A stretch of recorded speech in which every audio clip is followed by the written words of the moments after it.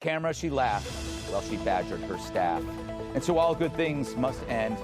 And also the Ellen DeGeneres show. Yes, the 83-year-old entertainer just announced that the upcoming 19th season of her show will be its last. Apparently, she created a workplace more toxic than an Amazon warehouse in Chernobyl. Countless allegations surfaced last summer that the show's work environment was rife with harassment and discrimination. Following those charges, Ellen's ratings dropped faster than Kevin Spacey's pants at a boy band pool party. Ellen DeGeneres always said, "Be kind." But Megyn Kelly and Greg Gutfeld just said, "Be ready." Because they're tearing through her squeaky clean image like it's clearance week at Bed Bath & Beyond. Forget the dancing and dad jokes. This Exposé is juicier than a Real Housewives reunion with wine thrown in every direction. What did Ellen really do? Why are Hollywood insiders suddenly silent? And how did Greg end up in the middle of it? Stick around. This rabbit hole is lined with sequins and secrets. Led to article after article of people being like, Ellen's a bitch. Ellen is a nasty person. And all these staffers started to come out, not for nothing, but I know a guy, I know him very well, whose sister worked for her, who said, you were not allowed to make eye contact with Ellen in the halls of that show. If you saw her, this is not a nice person. So she eventually got canceled, but now she's coming back. She's got a Netflix special. That's the... Once upon a time in Hollywood, where publicists roam free and egos are larger than Marvel budgets, there reigned a queen with a pixie cut and platinum smile. She danced, hugged, and gifted oversized checks like a benevolent billionaire Oprah in sneakers. She was Ellen DeGeneres, the patron saint of being nice, or at least that was the cover story. It was just the excuse. She is, Emily, I watched her comedy special. It was like a huge pity party. It was about how she was lamenting how her reputation has suffered. She's essentially as popular as a pit bull with monkeypox. But she's putting this on Trump.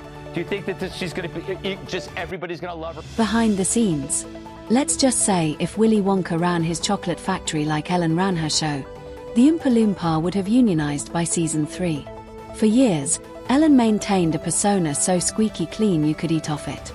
Her brand was sunshine wrapped in rainbows, dipped in dairy-free whipped cream.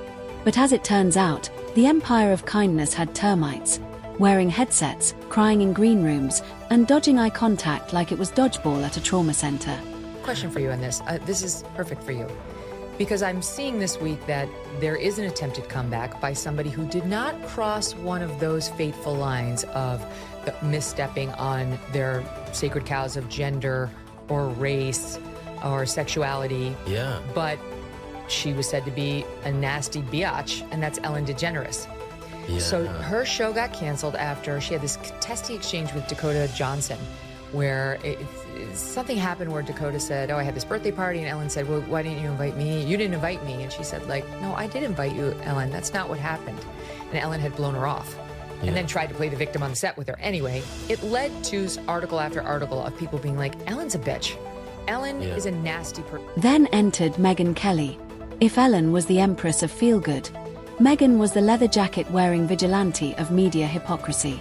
She didn't just walk into the story. She kicked the door down, flipped the kindness couch, and asked who forgot to clean up the toxic sludge beneath it. Megyn had receipts, or at least a high-powered opinion printer that never ran out of ink. While the world brushed off the Ellen allegations as another 2020 fever dream, Megyn marched straight into the wreckage and lit a match. All right, so Ellen and her wife, Portia, have left their millionaire haven of Montecito for England. Now, they're saying they'll never come back in the wake of Trump's win. Do you think that's the reason why she's leaving? Absolutely not. Yeah. I mean, Ellen got canceled for real a few years ago from just being a jerk. Yeah. Like, it wasn't like a single comment she said or something she did, just lots of people saying that working for her was a living nightmare and that she's a jerk. The issue, Megyn Kelly pointed out, wasn't just that Ellen may or may not have made interns cry. The real scandal was that no one in the media seemed remotely surprised, or worse, willing to say anything at all. Megyn, ever the scalpel, asked the question that left Hollywood squirming. If a conservative woman had a fraction of Ellen's workplace complaints, would she be hosting anything other than a deposition? She argued that Ellen's collapse wasn't a tragedy but a long overdue audit. And I think also I'm to just saying, admit like, your of mistakes. all people on earth to be feeling sorry for herself, Ellen DeGeneres should not be on the list. She should at least, but make a real apology and do it in There's no apology. It's just woe is me. I was run out of Hollywood as she speaks from this grandiose stage on Netflix. Hello, you haven't been canceled if you are doing a Netflix special. She got $20 million for the one before this. And then came Greg Gutfeld. If Megyn was the prosecutor, Greg was the insult comic roasting the defendant at their own trial. He didn't approach Ellen with a scalpel, he brought a chainsaw. Not out of malice, but because mocking the absurdities of Hollywood is his entire personality. Greg asked the real question. Since when did Be Kind mean running a workplace somewhere between a dystopian boot camp and a yoga studio run by Satan's intern? Told the Today Show, home of Matt Lauer, that the bad press actually had nothing to do with her decision. Right, and the Titanic didn't hit an iceberg, it chose to sink. If it was why I was quitting, I would have not come back this year. I really did think about not coming back because it did, it was devastating. I am a kind person. I am a person who likes to make people happy. No, the real reason, she says, is it was just too easy. Telling the Hollywood Reporter, quote, when you're a creative person, you constantly need to be challenged. And as great as this show is, and as fun as it is, it's just not a challenge anymore. Well, if that's true, here's an idea. When your viewership is down 43%, why not consider that the challenge? What made this double takedown explosive wasn't just the target, but the contrasting weapons. Megyn Kelly came in with journalistic scalpels, precise, poised, and devastating.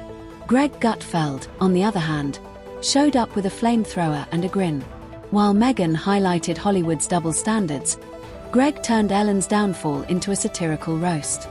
Together, they exposed how silence and complicity kept the Be Kind empire standing far longer than it deserved. Her back in, Rob, because she's a lesbian, she's a leftist, and she didn't hit one of their sacred cows. Nastiness, that's their bread and butter. Well, I think everyone, I will say, like, the resentment, I think everyone should have a chance for reconciliation. I don't think Jesus exempted anybody. And so I do, while it does, because I have been allowed back in, but I don't hold any grievance and resentment. It's very important. And I would just say for Ellen, the resentment, you have to get over resentment to whatever addiction or addictive qualities happen. To get over it, you have to deal with resentment and address it, and then otherwise you're going to fall. Megyn Kelly kept hammering at the media. She pointed out how they fawned over Ellen's apologies as if they were gospel, ignoring the PR grease coating every line. The public saw remorse. Megyn saw a focus group's greatest hits stitched together with desperation. Meanwhile, Greg Gutfeld compared Ellen's farewell season to a hostage video on a pastel set. For him, the final episodes were less daytime TV and more retirement party no one wanted to attend. She was like, well, that's my time. Later, Marks, I'm out. Yeah. And then just leave them behind to go. Yeah, they don't have the choice. They must stay in the hell of Trump. We're out of here. By the way, Walter. I think we could let the illegal aliens stay if we get enough of Hollywood to self-deport. Yes. I will take 1,000. You know, exactly. I'll take 1,000 Venezuelan migrants for one share. Exactly. When Ellen DeGeneres finally delivered her grand apology, it landed like a wet balloon. Megyn Kelly shredded it as a masterclass in non-apology, pointing out every passive line and fake regret. Greg Gutfeld joked it felt like a bad SNL sketch. She couldn't decide if she was apologizing or accepting an Oscar. Audiences agreed. Twitter roasted her, Reddit dragged her, and even Facebook aunties side-eyed her smile. The Be Kind empire collapsed under its own glitter. If Trump is truly responsible for Ellen's exodus, shouldn't that go down as his greatest achievement in the last 8? I mean, he should get the Nobel Prize. He's literally going to have a who's who of left. I mean, the entire 80s music catalog is gone. You got Springsteen, Cher, Madonna. I just don't know why they keep showing pictures of Aaron Rodgers with blonde hair. By the end, Ellen DeGeneres slid quietly off stage, sneakers on, halo gone. Megyn Kelly thrived, building a blunt, no-fluff media empire. Greg Gutfeld laughed his way to late-night dominance, proving sarcasm sells better than staged hugs. And the lesson: kind slogans mean nothing without action. Dancing on TV doesn't erase toxicity. And if Megyn Kelly is holding a scalpel while Greg Gutfeld wields a flamethrower, you might want to check your HR file, because when the clapping stops, the truth finally gets heard.